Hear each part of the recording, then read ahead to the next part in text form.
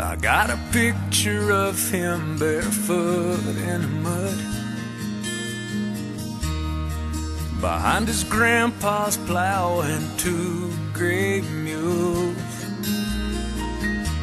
When he turned 10 years old in May of '53, he grew up fearing God in Washburn, Tennessee.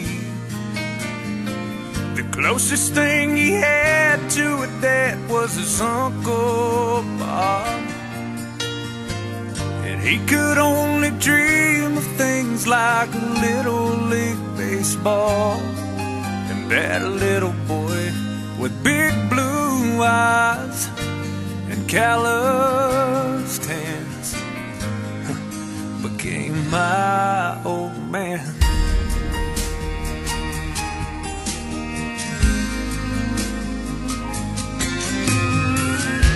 Well, she was a Kentucky girl born on Valentine's Day,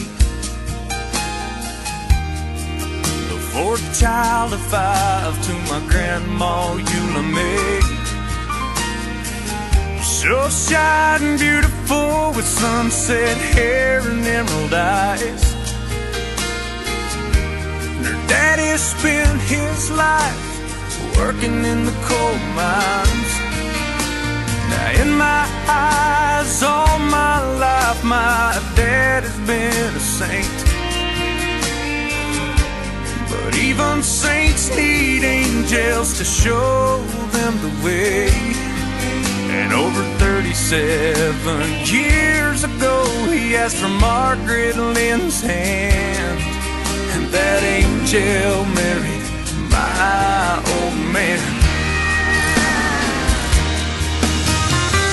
And there were times I tried to buck the truthful things they said, but now I'm glad that more than once they rattled my stubborn head. My folks are just like mountains I looked at from afar, but now the closer I get to them, the bigger they are.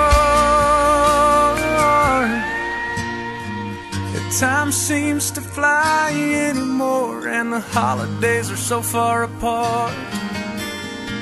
There's no way a phone call could express what's in my heart.